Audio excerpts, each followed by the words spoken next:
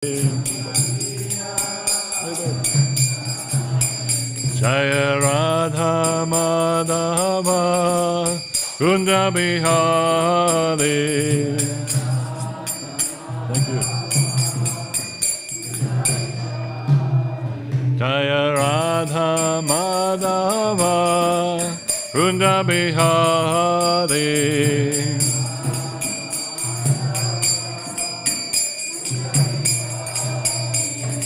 Gopi Jana Vallabha Girivanadari.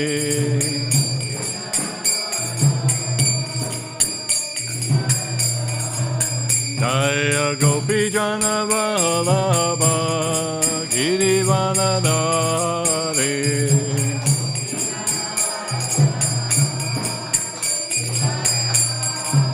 Yashodanandana Brajajanarandana. Yashodanandana Brajajanarandana. Yashodanandana Brajajanarandana. Yamuna Tira Vanachari. Jaya Radha Madhava Kunda Bihari.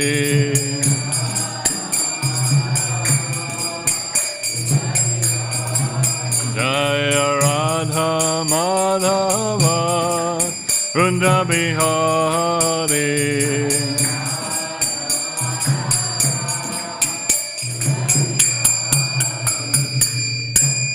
Jayam Vishnupad Paramahansa Bhaktivedanta Stotra Sata Shri Śrīmad Divine Grace A.C. Bhaktivedanta Swami Śrīla Prabhupada ki Ananta Gaudiya Vaishnava Vrinda ki Namacharya Śrīla Haridas Thakur ki Prem Sekaho Shri Krishna Chaitanya Prabhu Nityananda Shri Advaita Gadadhar Shri Vasudhi Gaura Bhaktivinoda ki Shri Shri Radha Krishna Gopa Gopinath Shyamakunda Radha Kunda Giri Govardhana ki Shri Vrindavan Dhamma ki Mayapur Navadip Dhamma ki Jagannath Puri Dhamma ki Srimati Tulsi Devi ki Bhakti Devi ki Jamuna Mai ki Ganga Mai ki Harinama Sankirtana ki Shri Shri Gauranitai ki Shri Shri Jagannath Ji Baladev Subhadra ki Shri Shri Radha Ballabha Bhagavan ki Melbourne Mahaprabhu Mandir ki Yantara Śrīmad Bhāgavatam ki Ditago Premanandi.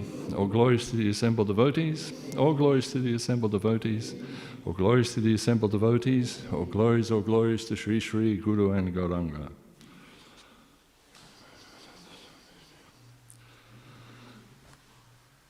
Om Namo Bhagavate Vasudevaya.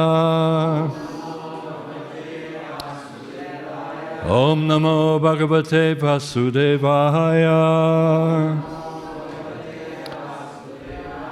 Om Namo Bhagavate Vasudevaya. So we're reading from Śrīmad Bhāgavatam, Canto 5, Chapter 17, Text 20, the descent of the river Ganges. Asadristo yata pratihati mayam.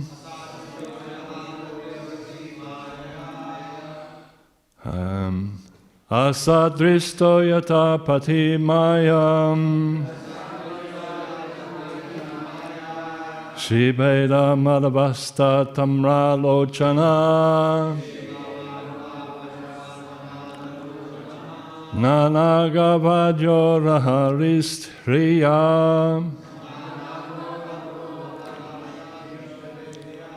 Yad padayos parsanat drista indriya. Asadristo yapatri pati mayaya. Shri Beva Madhva Asva Tamra Lochana.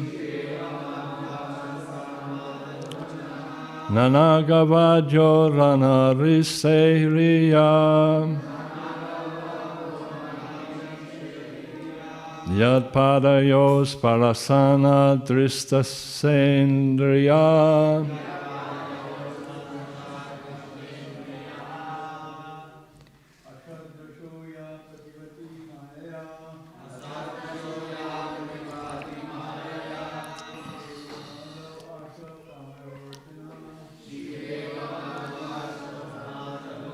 Shana Nanagavanam Nanadistesuyam Yatpadayos Parsana Dristasendriyam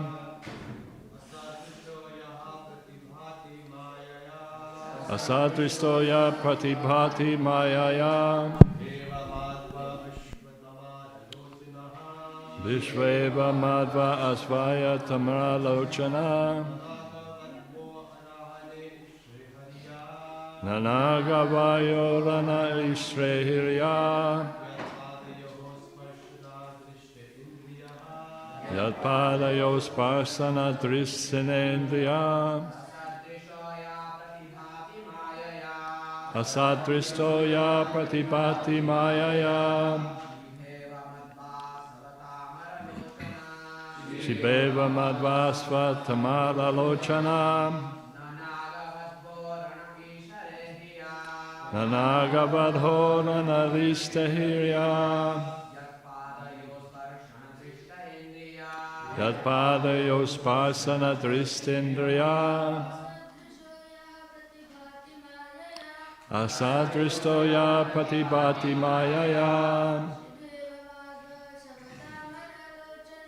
Vishvena Madhvasana Tamra Lochana Nanagavadho Ranalistahirdiya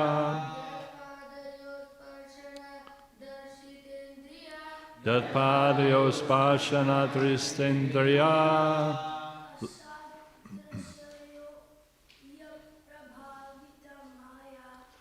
Astadristoya Patibhava Mayaya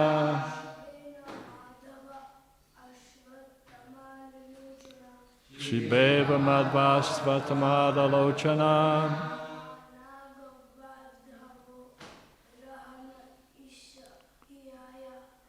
Nanagavayo Ranaristariya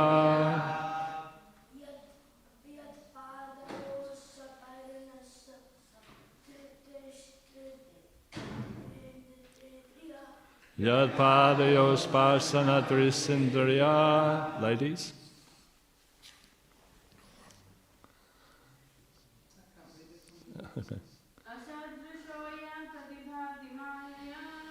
Asasatriyo Yadapati Mayaya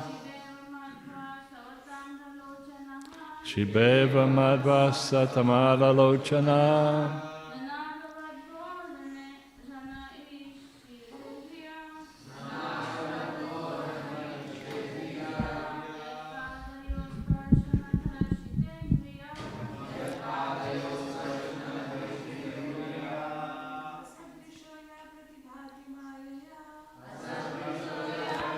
Maya Mayaya Shibeva Madhva Asvabtamar Lochana Nanagavayo Rana Ishrahiriya Apadaya Prashana Tristarendriya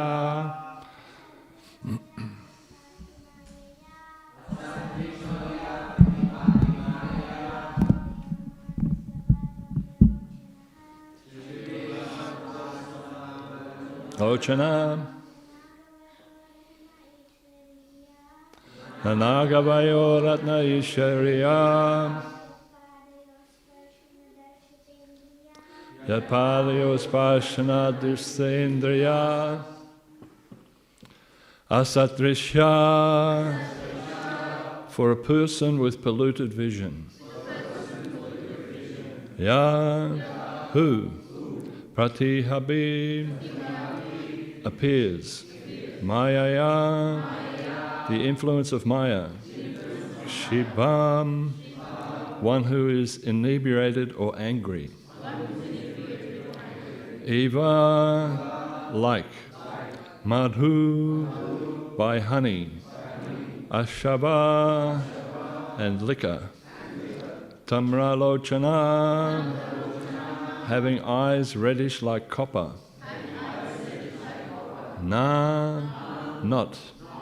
Nagarvajava, are the wives of the serpent demon. Ahane in worshipping. Hare was unable to proceed. Hridaya because of bashfulness. Yatpadayo of whose lotus feet. Sparshana by the touching. Darsita agitated. Indriya whose senses. Translation and purport. For persons with impure vision, the Supreme Lord appears like those of someone who has indiscriminately drinks intoxicating beverages. Thus bewildered, such unintelligent persons become angry at the Supreme Lord, and due to their anger mood, the Lord himself appears angry and very fearful. However, this is an illusion. When the wives of the serpent demon were agitated by the touch of the lotus feet of the Lord, due to their shyness, they could proceed no further in their worship of him. Yet the Lord remained unagitated by their touch, for he is equipoised in all circumstances. Therefore, who will not worship the Supreme Personality of Godhead? Purport by His Divine Grace Srila Prabhupada. Anyone who remains unagitated, even in the presence of cause for agitation, is called dhira, or equipoised. The Supreme Personality of Godhead, being always in a transcendental position, is never agitated by anything. Therefore, someone who wants to become dhira must take shelter of the lotus feet of the Lord. In Bhagavad Gita 2.13, Krishna says, Dhritas tatra namuyati. A person who is equipoised in all circumstances is never bewildered. Prahlad Maharaj is a perfect example of dhira. When the fierce form of Nrsimhadev appeared in order to kill Hiranyakashipu, Prahlad was unagitated. He remained calm and quiet, whereas the others, including even Lord Brahma, were frightened by the features of the Lord. Om Jnana Timirandasya Gananjana Salakaya Chakshuram Militam Yena Tasmai Shri Gurave Namaha Vanchakalpatarubhyascha Kripa Sindhu Vayevacha Patitanam Pavanebhyo Vaishnavebhyo Namo Namaha Shri Krishna Chaitanya Prabhu Nityananda Shri Advaita Gadadhara Shivasadi Gaura Bhaktivedanta Hare Krishna Krishna Krishna Hare Hare Hare Rama, Rama Rama, Hare Hare. So this is again the continuation of the prayers by Lord Shiva to his Lord, Sankarshan, or Lord Balaram. And Lord Balaram is known for his reddish eyes. Can I just move this up a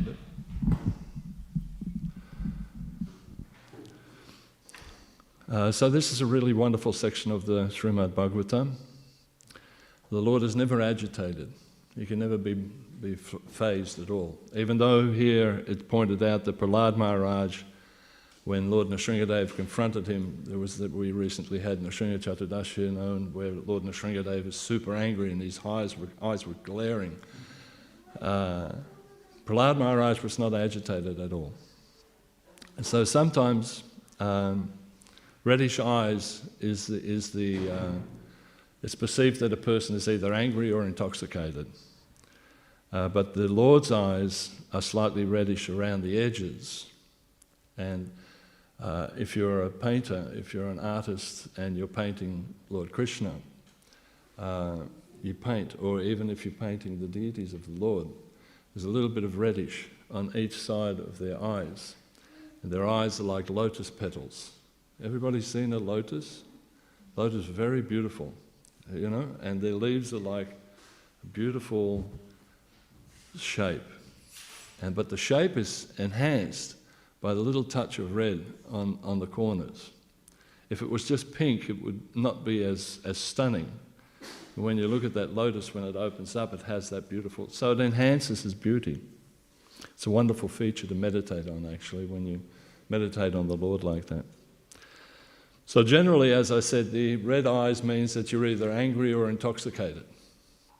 And I remember before I was a devotee, way before I was a devotee, my mother always used to know if I'd been out all night and I'd been intoxicated. Because I'd wake up in the morning and I'd have red eyes. And she'd say, Bertie, my name was Bert, and so she used to call me Bertie, Bertie, you've been intoxicating again last night. And I said, no, I wasn't, Mum. And she said, don't lie to me, I can see it in your eyes, your red eyes. So you can't hide anything from your mother. So a devotee, the reddish eyes of the Lord are actually really blissful. It's actually, we relish that, you know. This is a really wonderful thing, very beautiful. And beauty is in the eye of the beholder. You know that saying? Beauty is in the eye of the beholder. So often, the last class also I mentioned how at the present stage I'm really getting absorbed by the senior disciples of Srila Prabhupada and their remembrances of him. And each one of them expresses how much they thought Prabhupada was so beautiful. I was recently listening to a remembrance by Hansadutta. And Hansadutta said the first time he ever saw Prabhupada, and a lot of the other devotees also said that, they said he was so beautiful. His complexion was golden, and often they said it was like he was radiating a light, so his aura was golden. So Prabhupada was incredibly beautiful. And he was also very charismatic. He was very charming. He was very sophisticated. There was a part where Govinda Dasi, back in the early days, were amazed at how Prabhupada was so sophisticated in even drinking. Everything he did was just perfect. And Prabhupada would lift his little pinky when he drank, like that. So sophisticated. So anyway, in the early days you could make a bit of a comment, and Prabhupada and Govinda Dasi asked Srila Prabhupada, you know, Srila Prabhupada, you look so elegant when you drink your water. And Prabhupada said, that's only because you love me. Yeah. So Prabhupada was very, very much, so love is the thing, you know, I mean, a person, if one is attracted by somebody, if one falls in love with someone, anything they do is wonderful, you know. So, but an envious person actually sees the opposite, you know. So if a person is envious, you know, then there's features that they don't like about another person. Oh, I don't like the way they're wearing their clothes. I don't like this. I don't like the way they speak. So it's love that actually dominates how we feel about a personality. So even in the early days, you know, when we were preaching in the early days, people would criticize Srila Prabhupada in his look. They couldn't see what we could see. You know, they would say, oh, that old man. We never saw Prabhupada as an old man. He was just so vibrant and colourful, and, you know, but other people would criticize. So that's there. So it's in the eye of the beholder. In this section, it says that persons become angry at the Supreme Lord. And due to their anger, the mood of the Lord himself appears angry and even fearful. How is this possible? So it's an illusion. It's said here that it's an illusion. Oh, I must add also, today is this appearance day of Bhaktivedanta Thakur and also Gadadhar Pandit. So we're going to do a little bit of reading at the end of this. I'll keep the class short and then we'll read about their pastimes. So how is this possible? To even think that the Lord would be agitated. The Lord is not agitated at all. He's completely in control of himself. So if someone says, I don't love Krishna, I don't appreciate Krishna, it's just that they don't know enough about Krishna. They haven't really fully understood who Krishna is. Because if you knew him, to know him is to love him. You can't help but love him, every feature about him. So if they have no love for the Lord, then they can't see anything. It was really interesting. You know, sometimes people criticize. When we do our preaching, sometimes people criticize, even in the Hindu community. Oh, this Krishna, you know, he has so many wives, he dances with these girls, they leave their husbands and everything for him. He's not a very good person. But we know, if you know Krishna and you know who he's dancing with and why he's dancing, then we love him for that. So recently I had a really wonderful opportunity. This week has been an exceptional week for me as far as being able to talk about Krishna, being able to talk about that personality that I'm trying to develop a loving relationship with. It was interesting, I had an opportunity to speak to a group of Christians, very full-on Christians, chaplains, and they wanted to find out a little bit more about Hinduism. So, of course, I introduced them to Vaishnava Hinduism. Anyway, it was a really wonderful time. For about an hour and a half, we were discussing all about Krishna. But at one stage, I had a PowerPoint presentation and I had a slide of Krishna. A beautiful picture of Krishna. And every one of them said, "Wow, is that Krishna?" And I said, "Yes, that's Krishna." And sort of introducing, "This is Krishna." "Oh, so beautiful, you know." And I thought, wow, isn't that amazing? They're appreciating Krishna. So, you know, and some of them were saying, "Is that a boy or a girl?" And I say, "No, that's Krishna, God. You know, God is not an old man with a beard." And they all said, "Yeah, no. He's actually Navayovana, ever youthful." So, you know, a little boy can look a little bit soft and gentle, and Krishna's like that. His whole life, he was Navayovana. Wow, he's beautiful. So anyway, this was such a wonderful thing. So in this verse, actually, now we're starting, Srila Prabhupada is describing, and also in the purport is describing how the Kaliya, Lord Krishna's pastimes with the Kaliya serpent, and how the Nagapatis were agitated. Because it's a really amazing thing. This pastime is really a wonderful, wonderful thing. And how the Lord was not agitated, but the Nagapatnis were really agitated. Because, I mean, the situation was there that Krishna was dancing on the 100 hoods of the Kaliya serpent. And all his wives were very perturbed about this. But Krishna was just dancing. He was doing like his rasa dance on top of his heads, you know, 100 heads, serpent with 100 heads. And he was jumping from one head to the other and dancing in all really fashionable style, you know, really elegantly. And every now and again he'd push the head of another serpent down, and again of that serpent, and the head would go down. And the serpent was just completely freaked out.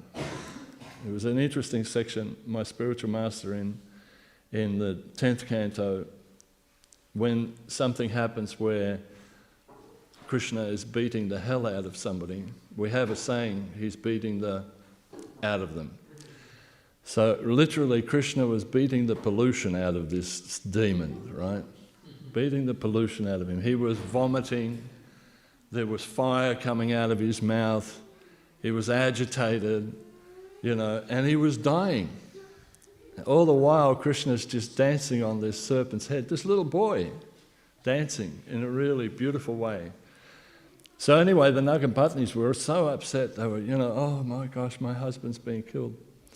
And so they started to pray to Krishna and worship Krishna in all sorts of different ways. And but Krishna was dhira.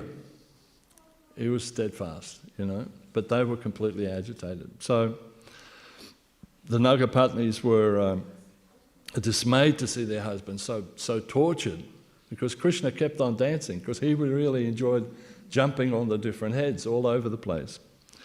So they started worshipping, and Krishna didn't even pay any mind to that, you know, that's okay, I'm still dancing. And then they started to fall in love with Krishna, because then they could start, like I said, if you know him, you love him. And so by constant association and seeing his beautiful form, these ladies started to fall in love with Krishna. And then they started to weep, to cry with their "Please, Krishna," you know. And that's the thing. Crying of a devotee is the thing that wins Krishna over. So when he saw that they were crying, he let Kaliya live. But so I wanted to just point out how important it is, how this crying for Krishna is actually the perfection in Krishna consciousness. It's really difficult, for a man, also for a woman, but to cry for Krishna, to have so much affection and love for Krishna that you cry for Krishna. This is what Prabhupada said, this is what is needed by us. So there is another, in Prabhupada's remembrances, another pastime that we heard recently. I can't remember the devotee, that I'm listening to so many and I just forget who actually said what. I should write it down more, but in this episode, this devotee was explaining how one time they went to see Srila Prabhupada and he'd been in his room by himself. And a couple of the devotees entered into the room of Srila Prabhupada and Prabhupada was crying. I mean, he was literally sobbing, crying. And the devotees came in and thought, what's wrong with Prabhupada? And they all sat around, but they wouldn't say anything because Prabhupada was just sobbing. And so they were watching Prabhupada and they all started to cry, all of them. They didn't know what was happening to them and they were somehow or other transported to another dimension and they were crying with Prabhupada, but they had no idea what the heck they were crying for. So all of a sudden Prabhupada came out of his ecstasy and he saw all the devotees, about 10 of them sitting around him, and they're all crying. He said, what are you crying for? We don't know, Prabhupada. You were crying and we were crying. So this was Prabhupada. So we need to cry for Krishna. I want to ask everybody, actually, why does Krishna play a flute? Why does Krishna play the flute? Why does he play the flute? Anybody answer me that? Yes. Huh? To call the gopis. Just the gopis? Huh? Cowherd friends? Who else? The cows, exactly. Everyone, actually. We have a deity of Krishna here and he's playing the flute. He's actually playing the flute for all of us. You're right, Prabhu. With the cows also, in Krishna book, it's explained. You know how when we go to the farming community and we see the cows and they've got like cup ears? Yeah. Prabhupada explains that the calling of Krishna's flute was like filling the ears of the cows. And then when the ears were filled up with the sound vibration of Krishna's flute, what happened to the cows? They started to cry. They were crying and they were so stunned that even though they were sucking the milk from their mothers, that they just stopped and started crying. So Krishna is also playing his flute for us. And it's a call. And what is the response that we do when we hear Krishna's flute? We respond by chanting the Maha Mantra. That's our response. So when we hear the flute call of Krishna, and that call is not that we physically hear it, not yet, but we will, that inner thing, I should chant my rounds, that's Krishna's flute playing. When we get that understanding, oh, it's my time to chant my rounds, you're starting to hear the holy name, you're starting to hear the flute of Krishna, and then it's our job to actually chant. And the mood should be, I want to serve Krishna in his conjugal pastimes with Radha. This is the whole thing. Hare Krishna, Krishna Krishna, Hare Hare. Hare Ram, Ram Ram, Hare Hare. It's Krishna, Radha and Krishna. It's that linking. That our service eternally, and our desire is that eventually we can make relationships with, for Krishna and Radha to come together and have a conjugal relationship. That's the highest point in Krishna consciousness. And when we have that sort of a mood, crying comes. So we should strive for that. It's interesting, with this whole story of the Nagapatnis and Kaliya serpent. And it's mentioned that in the Śrīmad Bhāgavatam written by Sanatana Goswami, that there are various variations of this story, in different kalpas. It's fascinating how Krishna, in every different yuga and different kalpa, you can play a different game. Same sort of thing happens, different scenario. So one thing I heard recently was that the Lord was not agitated at all in this relationship with the Nagapatnis, and there was a really interesting thing with the Kaliya serpent. He was dancing away and everything, and the girls, the Nagapatnis were asking, the wives were asking, oh, please stop, Krishna, stop, don't kill our husband. What will we do if our husband's killed? So Krishna says, all right, give me your cholis. What? And straight away they took off their cholis. You know the top part of a lady's dress? Have you ever heard this part? And Krishna said he got all the cholis and he tied them all together. And he made like a rope out of the Nagapatni's cholis and fed it through one of the heads of the serpent's nose, through his nose. Like, you know, you put a ring through a bullock to control him. So he had this rope, which was made out of the cholis, and he's sitting on top of Kaliya, and he goes, giddy up. And he was riding the Kaliya serpent up and down the Jamuna River. Yahoo! Like Krishna having this pastime. So that it was really, he was totally undisturbed by the now nakedness of the Nagapatnis. That was not of a consequence. But it's just amazing, Krishna's pastime. So this was explained by Sanatana Goswami. So in the material world, we may be disturbed by so many things. Even devotees can be disturbed by so many things. You know, there's advertising, social media, so many things that are there to disturb us, but somehow or other we have to remain fixed, dhira, unagitated, understanding the philosophy of Krishna consciousness and being very, very strong. Even we get fed up and agitated by the social distancing, having to wear a mask, all these different things, we just have to be dhira. We just have to be steadfast. You know, there are a lot of devotees that complain, oh, I've got to wear a mask, oh, I've got to have social distancing. It's getting better. And a devotee is just very peaceful, is very calm, just takes it as it comes. But, you know, it is difficult for a devotee. It's sometimes very hard to stay peaceful and not be disturbed because things are out there. So we have to take shelter of the Lord. One of the things that most times when I see people disturbed, and this is in my service as spiritual care, is when people are dying. They are really disturbed then, both the person that's dying and the people around them. And it's my job as a spiritual carer to sort of pacify, to bring the whole situation down. And it's wonderful how that happens sometimes. It's actually really amazing. But people have such a fear of dying. It's actually, it's sad to see because they have no knowledge, they have no connection to God. So thereby they fear death so much. What will happen? Where am I going? What is happening? So my job in that capacity is to calm them down. But again, in so many different, in the Lilamrita actually, it's also written how Prabhupada had no fear of death. None at all. And it was Haribol. It was exemplified even when he was a young man during World War II. You heard this story from Lilamrita in World War II? And he was living in Calcutta with his wife and children, and he had his little Radha Krishna deities, worshipping Radha Krishna deities. And the bombs would be dropping on Calcutta. And they had bomb shelters and everyone would have to run when the sirens went off. And he, you know, his wife was saying, come on, Abhay, you have to go to the shelter. Prabhupada said, no, I'm doing my deity worship. I can't leave Radha Krishna, it's my service. Yeah, but if you stay, you'll die, you know, the bombs are dropping. And apparently Prabhupada makes the sound of a bomb dropping. You know, and that's, Satsvarup Maharaj writes that in the book.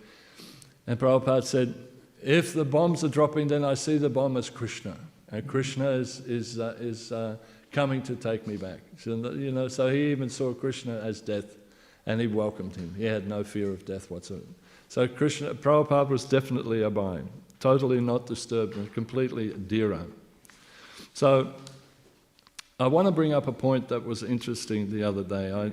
As I said to you earlier, I get an opportunity to listen to the classes in the morning when I'm doing my painting in the studio. And there was the other day Keshava Prabhu was giving a class and he mentioned how we all have to suffer. Did anybody hear that class where he was making a real emphasis on, you know, be prepared for it because you're all going to suffer? I was a little agitated about that because actually, a devotee has to suffer, but still one has peace and is dearer if one is constantly thinking of Krishna.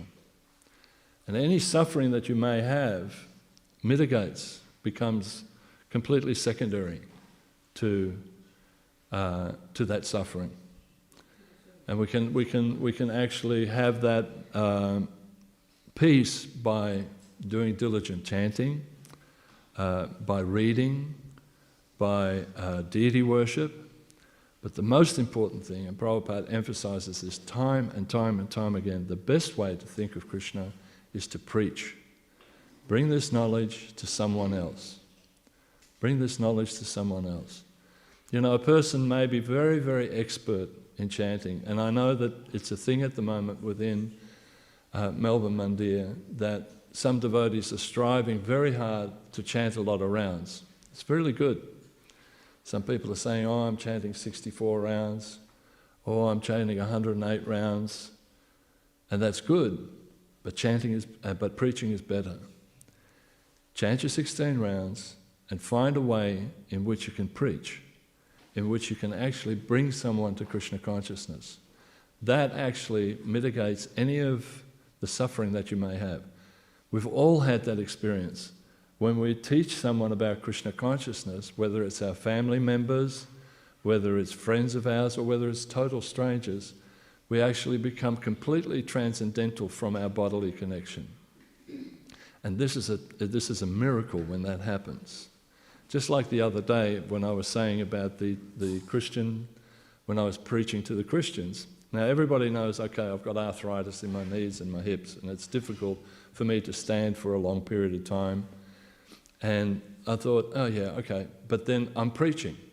For an hour and a half, I was so into the preaching and they were so receptive, asking so many beautiful questions that I didn't even notice that my legs were sore and my arms were sore and my hips were sore. It was just, I was into it, you know. It was just so good. So preaching is just such a boon for us. It is such... If we can collect different preaching things in our stockpile, it builds strength in us in our Krishna consciousness. Recently, like I said, this week was an exceptional week for me as far as preaching is concerned. I was driving along and I had to go to some function or other, and I got a phone call from a person that I met maybe 7 years ago in the Shiva Vishnu temple. Just the person that I had some relationship with working in the Hindu community. And he said, Bhakta, I had to ring you up. I said, oh yes, that's really good. I won't mention names. And he said, I've started reading His Divine Grace Srila Prabhupada's books. Now this person was like your typical Hindu person, everybody, everywhere, you know, that kind of thing. And he said, Prabhupada is amazing. He's the greatest teacher of all times. I can't stop reading his books. He's amazing. Thank you so much for giving me his books. I thought, wow, Prabhupada's right. These books are time bombs. A book that I gave him 6 years ago, all of a sudden, the penny dropped. And he was so grateful that out of the blue he felt compelled to ring up and just congratulate me, as you know. And then another thing was recently I got an article in a local newspaper. A lady from Interfaith rang me up. Could you write something on hope in this COVID crisis? So thanks to Chaitanya Charan, you know, he writes those wonderful little snippets. So I plagiarised some of his things and a couple of my own things, and I got an article in the local newspaper. I thought, wow, far out. And it's all these different things, this preaching that gives you enthusiasm, that gives you strength. Oh, I've got to chant better rounds, I've got to do more, you know. So this is so important, you know, that we have to suffer perhaps sometimes in our material life. And is anybody reading this fabulous book, which Mataji gave to me, which is I Will Build You a Temple by Giri Hare Swami? Have you read it? You can't stop reading it. And to talk about how people overcame all suffering by preaching in Mumbai, when they were building this temple, they had dysentery, they had malaria, they had the most uncomfortable situations, they had rats as big as cats running over them, and all these different things happening to them, and they weren't swayed. They were still pushing on and preaching. Just amazing, just amazing. Another one which was really amazing, Prabhupada, the devotees at the first Mayapur festival were so sick with dysentery that they couldn't, when Prabhupada came around to visit the devotees who were sick, they couldn't even get up to offer obeisances. And Prabhupada arranged that one homeopathic doctor came and gave them each one homeopathic tablet. The next day, all of them were completely cured of their dysentery and malaria and everything. Now, if anybody's ever had homeopathic medicine, it doesn't happen overnight. So this was a miracle by Prabhupada. Prabhupada saw how they were suffering, and he stopped their suffering like that. So this is what we can understand. So we have to be dhira, intelligent, and remove ourselves and be very peaceful. And by doing that, by becoming dhira and peaceful, we have to preach. The emphasis is there. Now, sometimes we think, well, how do we preach? Krishna will provide the information as to how you preach, using your intelligence and using your gifts. That each one of us has got special gifts, that we somehow or other utilize that in Krishna's service. It's not just that we preach when people come here in the temple, that, oh, now I've got an opportunity to preach. We should be able to think of ways, intellectually, how can I present this knowledge of Krishna to as many people as I can? That means actually getting involved in community. That means actually becoming involved in different aspects of our community. Not that we just sit in our temple here and meditate and chant and everything, which is great, and we do our book distribution also, but we should do more. So in the workplace, is there some way that we can develop? I know that Jagannath Ram does that. He has like a Bhagavatam class at lunchtimes, and different ways that we can actually increase. Is there some creative thing that we can do, that we can give Krishna consciousness to? Are you a poet? Can you write poetry? If not, can you write an article that you can put into the newspaper? There are so many things.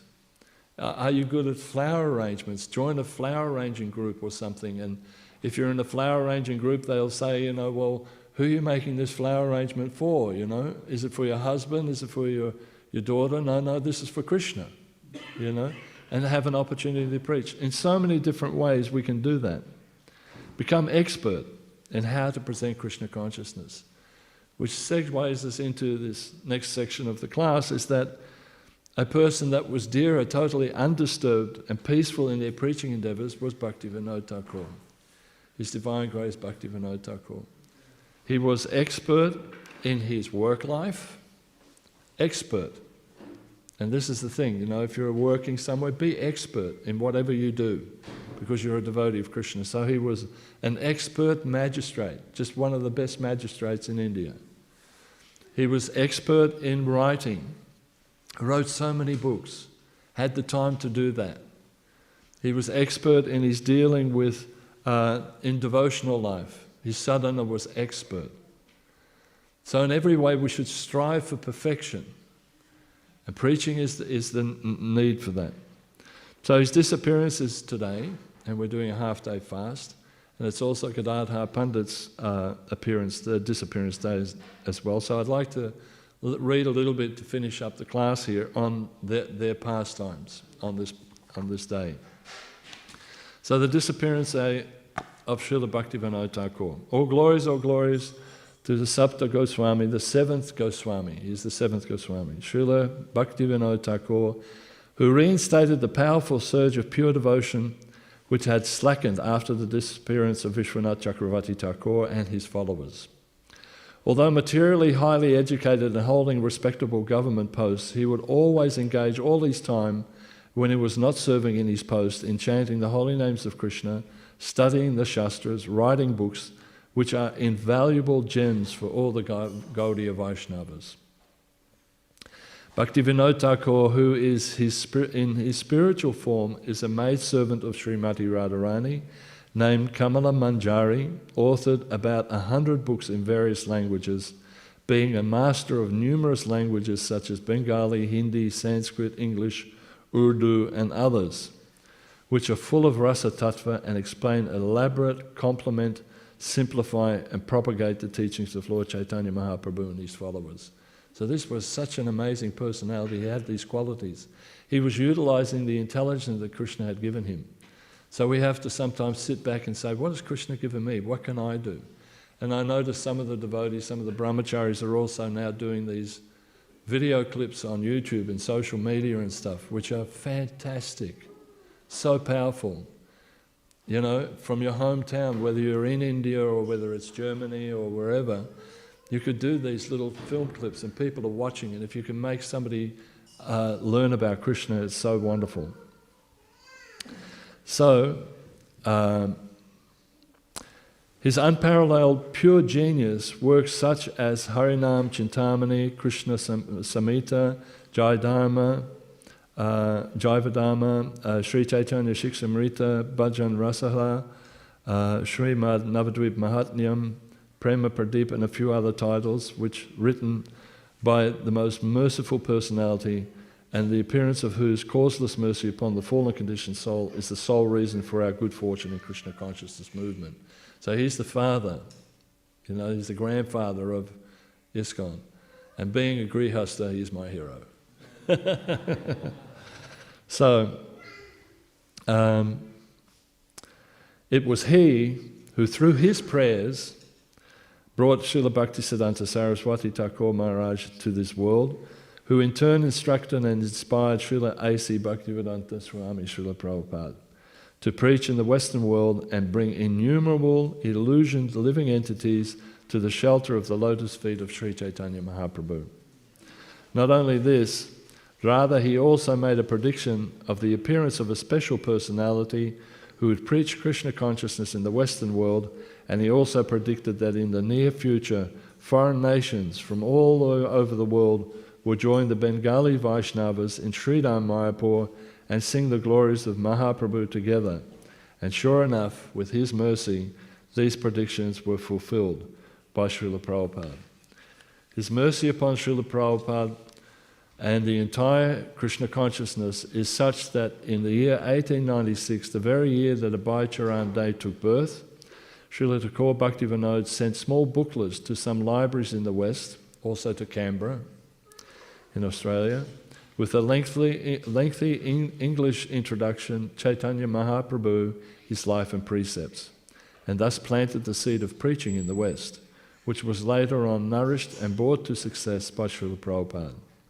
Besides having writing volumes upon volumes of treasures of Krishna Bhakti in the form of his books, he also composed an outstanding number of bhajans glorifying the Vaishnavas of the Lord.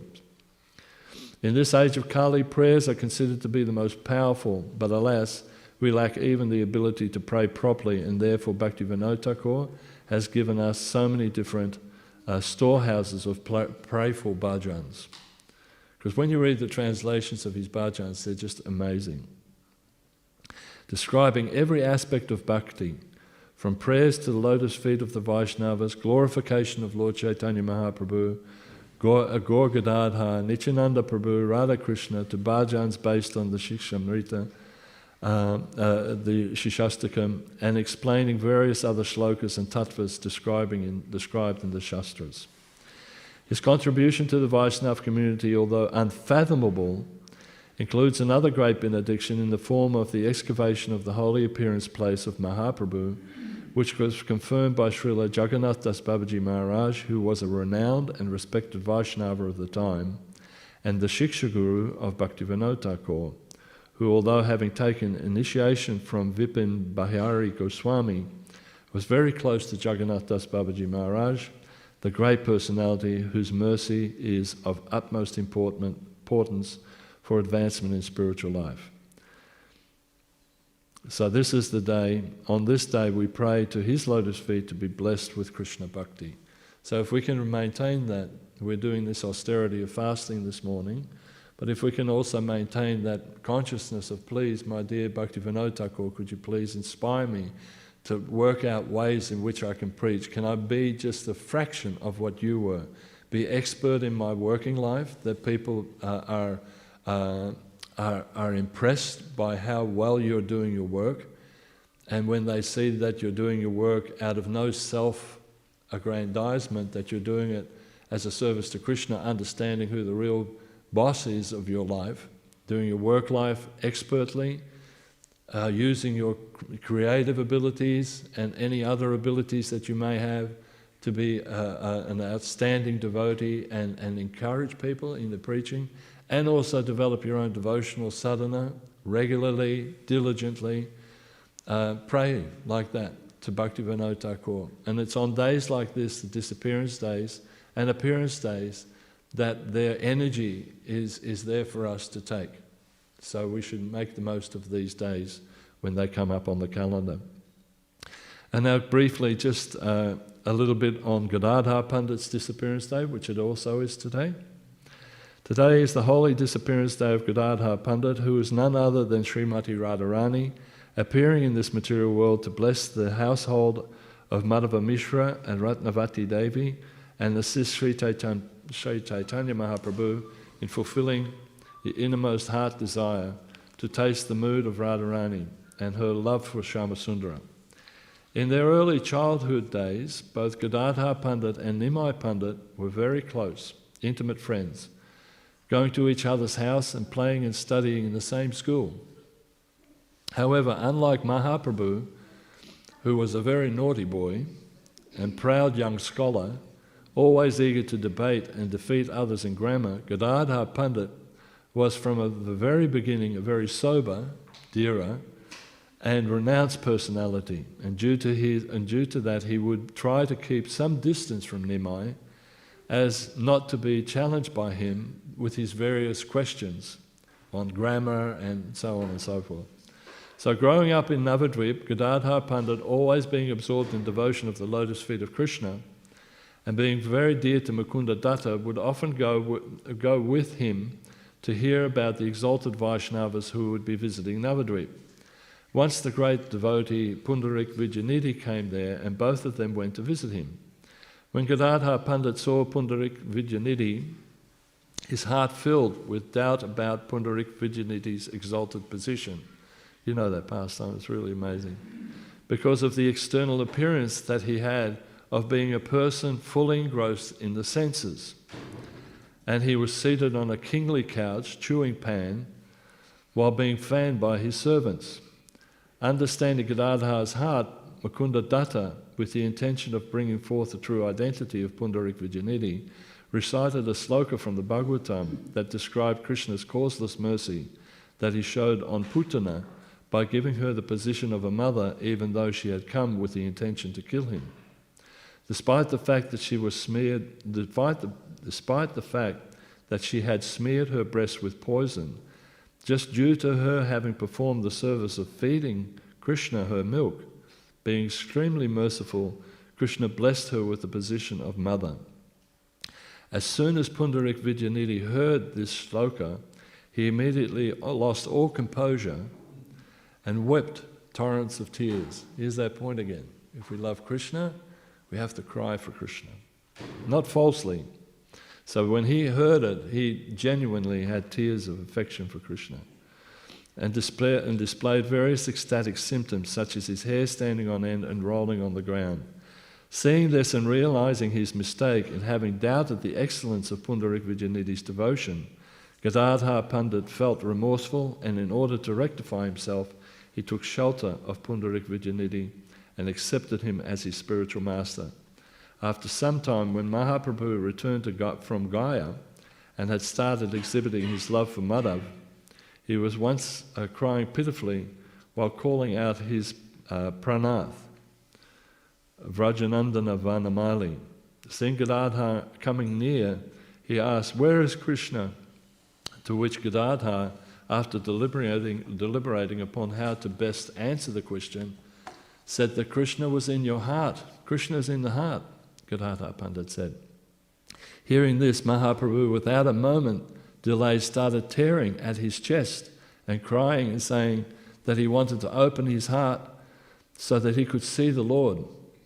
Seeing Mahaprabhu like this, Gadadhar pacified him and consoled him by saying that Krishna would be coming really, really soon. Sachimata, who had witnessed the entire incident, requested Gadadhar to henceforth always stay with Nimai and take care of him. Even she herself was afraid of going near him when he was in such a state, because she did not know how to pacify him. Following Mother Sachi's instructions, Gadadhar would always stay with Mahaprabhu, and therefore after Mahaprabhu accepted sannyas, order of life, and took up residence in Sri Kshetra, Gadadhar Pandit also moved to Puri Dham and took Kshetra sannyas, in which he would never leave Jagannath Puri. While residing in Jagannath Puri, he would recite the Śrīmad Bhāgavatam for Lord Chaitanya Mahaprabhu and the various esoteric topics mentioned therein, such as the mood of the gopis, which no one could explain better than him, because he was Radharani, and because he was Radharani herself, explaining her moods so that Mahaprabhu would imbibe them to the fullest and fulfill his desire to experience the love of Sri Radhika for Shyamasundara. However, due to Gadadhar Pandit's being Srimati Radharani herself, he would never be with Mahaprabhu at the Gambhira. It's really interesting. When he would be tasting the highest mellows love, as in his presence he would not be able to give up his mood of being Krishna, and would therefore not be able to taste the feeling of separation from Krishna as Srimati Radharani feels. Once while sitting with Gadadhar on top of the Chakta Parvat, which is a mountain, a little hill, which reminded Mahaprabhu of Govardhan Hill, he dug up the deities of Gopinath, Srimati Radharani and Lalita, which are still being currently worshipped at Tota Gopinath temple nearby, Yameshvara Tota, and entrusted their worship to Gadadhar Pandit. So he was looking after those deities, who expertly carried out the service of Gopinath with great love and devotion. However, due to his service to Gopinath and his vow to never leave Puri, he was unable to accompany Mahaprabhu when he went to Vrindavan, which gave him immense grief, so much so that he was even willing to break all his vows and go with Mahaprabhu, but upon the insistence of Mahaprabhu, he stayed back and carried on his service instead of going with him. In this way he resided in Puri, always serving the deities of Tota Gopinath. The disappearance of Chaitanya Mahaprabhu nonetheless put Gadadhar Pandit in such a state of excruciating pain of separation that he became old very fast. And even though he was only 47 at the time, and due to this, performing service of Gopinath was getting difficult for him. Seeing this, Gopinath mercifully sat down and accepted his service in a sitting position. Yet the pain and separation continued to be unbearable for him, and therefore he also left his body just 1 year after Mahaprabhu by entering into the deity of Tota Gopinath. Gadadhar Pandit is truly a very special personality, as he is Srimati Radharani herself, who came to help Krishna in understanding her mood. However, contrary to her general Vam, left-wing nature, in Gora Lila in the form of Gadadhar, she is very submissive and acts as a servant trying to facilitate the mood of Mahaprabhu in whatever way possible. It is her mood that Mahaprabhu is trying to understand, and without Gadadhar Pandit his attempts would be incomplete, and therefore he played a crucial role in the Gora Lila, and hence the worship of Gaur Gadar is considered to be the highest, and many of our acharyas, such as Bhaktivedanta Thakur and others, have worshipped Gaur Gadar, and therefore we pray to Gadar Pandit to please bestow his mercy upon us, so that we may be able to serve also Sri Chaitanya Mahaprabhu. Gadadhar Pandit ki, Bhaktivedanta Thakur Maharaj ki. Any quick comments or questions at all, Prabhus, about the class?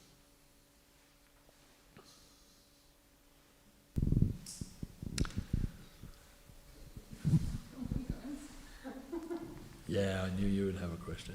I love your questions. There we go. There, Prabhu.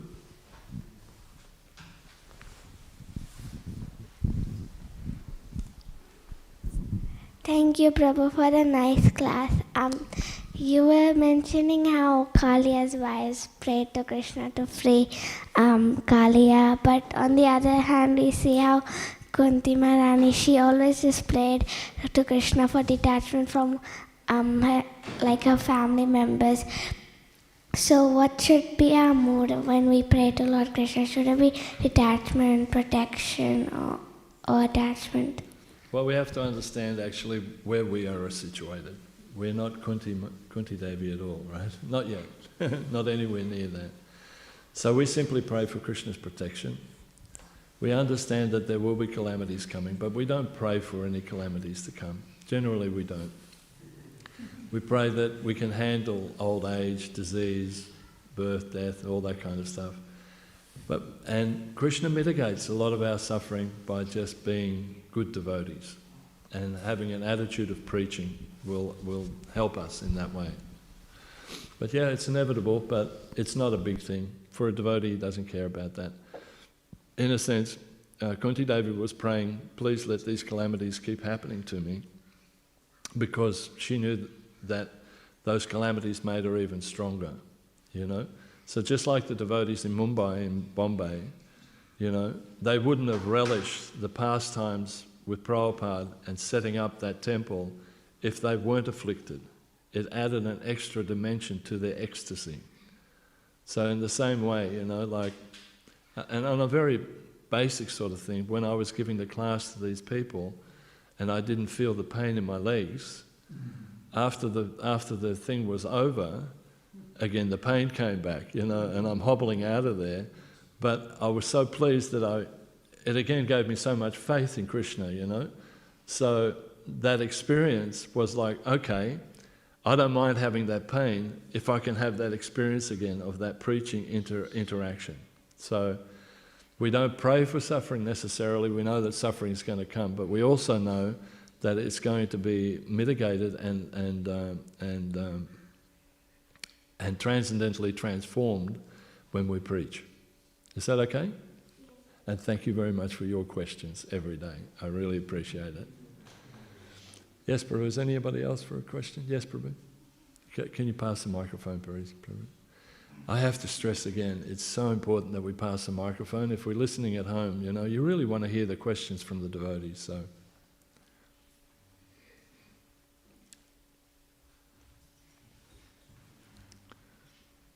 If we can get the microphone working. There we go. Yes, Prabhu. Hare Krishna, Prabhu, when we do preaching with other people, like, you know, especially with the Christians, when you do preaching, did you come across anyone deny about that incarnation? Because incarnations, after death, they say that there's no birth again. Yeah. That Christians, especially my friends, when I teach them, when I preach them about Krishna consciousness, they say that we won't, there's no birth again, they say. So how do we convince them, Prabhu? Of another birth? Another, yeah. To the Christian people, yeah. Oh, I see. So they say it's just this once. Actually, it's just common sense. It just doesn't stand to reason that we don't have multiple births, because they cannot explain why one person is born in abject poverty and another person is born in wealth, one person is born with good health and another person is riddled with sicknesses. Yeah, exactly. It just makes no sense. And when you say, okay, well, this is just the mercy of the Lord, or somehow this is God's arrangement, intellectually that just doesn't make sense. And in fact, that whole philosophy, which is there in the Abrahamic traditions, was instilled by the priests and the rabbis and the mullahs, in a sense, in the early days, to control people. That if you only have this one life, then, you have to make the most out of this life. And so they were able to control people a little bit more. And then there was the threat of hell. And if you don't make it in this life, then you're going to be thrown into hell eternally. And what sort of concept is that of God? Even a father, your father would never consider, he may punish you, but he wouldn't do it eternally. So it frightened the hell out of people, literally, when you have that philosophy. But no one had access to any scriptures at that stage. No one had access to more knowledge. And whatever knowledge was there was suppressed. But there are so many different records of the early Christians, and even in the Jewish tradition and in the Muslim tradition, through the Sufi tradition, that reincarnation exists. It's only the Abrahamic tradition that believe there is only one life. But it just doesn't add up. It just doesn't stand to reason, The early Christians actually believed in reincarnation.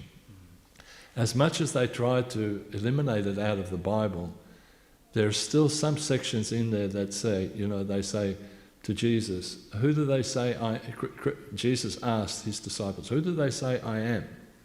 They say, some say that you're Elijah reborn. Why would that be in the Bible? They've left that in there. So that's a hint that there used to be a reincarnation as a central teaching. The Romans believed in reincarnations. The Greeks believed in reincarnation. It's interesting, I was reading this the other day, that in Roman culture, there was such a correspondence and a link with India. Did you know that? They sent hundreds and hundreds of boats on a regular basis to India. The Romans did. And there's recorded in some dossiers in Roman history where they used to write everything down. They were complaining that the Roman economy was spiraling downwards because they were buying too many saris from India for their wives. The Roman emperors and centurions and upper class, the nobles, the senators, were so infatuated with the silk saris from India that hundreds of boats they had. It's not, and they used to travel to India back and forth. To say that India was... There's another interesting thing as well that I learnt this week. You know what terra non... what is it called? Terra... Huh? No, terra non persona or something. When a person... What is that saying? When they used to say when they would invade a country, that if anybody that was there, if they weren't a Christian, they were person non grata. Yeah, and so they didn't exist, basically speaking. So that meant that they could do anything they want to that person or to the land or anything. They didn't own anything. So if you weren't a Christian, So, the Romans had no hesitation in learning the philosophy from India, and understood that great wealth and power was there in India, and that was 2,000 or 3,000 years ago.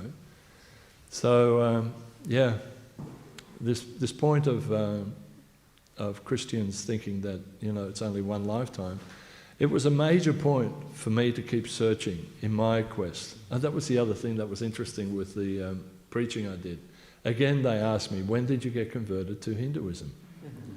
They always ask that, And I said, no, I never ever got converted to Hinduism. I said, I love Lord Jesus Christ now more than I've ever loved him. And they were, wow. Actually, one man sent me a message after the lecture, a text message. He said, I am so impressed with your love for our Lord Jesus Christ. And I thought, wow, far out. It had actually an effect with them, So, but it was that point that really confused me. And I would ask the nuns and the brothers and priests, how is it that, it's okay for one person to be born rich or one person to be born healthy and one person to be sick and poor? And they couldn't answer. Well, that's somehow or other the Lord's arrangement. So when I came across Vedic knowledge, it was like, it all makes sense. It's complete. It's fulfilling. Does that make sense? Thank you, Prabhu. Hare Krishna. Any more questions or comments at all? Hare Krishna, Prabhu. Yes, Prabhu. Just a quick comment. There is actually the book of Aquarians. The Aquarian Gospel. Yes, there the science of reincarnation is explained within the Christian faith. Prabhupada read the Aquarian Gospel, apparently. It also says that Jesus went to India. Yeah. Yes, Prabhu. Hare Krishna, Prabhuji. Hare Bol, Prabhu. Wonderful class, especially the eyes of Krishna. Description is very good. We have to ask the gopis how beautiful is Krishna. And Radharani, how much they love Krishna. Yeah, beautiful. Yeah. About this reincarnation, this is a very important subject. Stevenson has done a lot of work in 70s. And he has told about the incarnation. He has worked out even the after death, how people have gone out of the body, and they could see when they are suffering, the soul away from the body, and they were seeing how much they were suffering. So there are a lot of about this today's Tamr, this word in the second line, Tamr. There's Tamr Narak also, and those people who don't, especially for children, if they don't respect the mother and father, they don't love the mother and father, they don't serve, they are liable for punishment of Tamr, Narak. Right? And also those who don't respect Brahmanas, they are also liable for punishment in Tam Narak. This Sukdev Goswami has given a very good description about the Narak, and Tam Narak is one of the important things. In Tam Narak, the main thing is that sun is very bright, very strong, very hot. And the lining, the earth, is also copper. So copper is also very red and very warm, and the person who gets suffering in this Narak is running here, there, everywhere, and no respite, no rest. So we should know that we have to respect our parents very much and love them. Even if somebody may say, well, I am a devotee, my parents never did chanting, but that's wrong.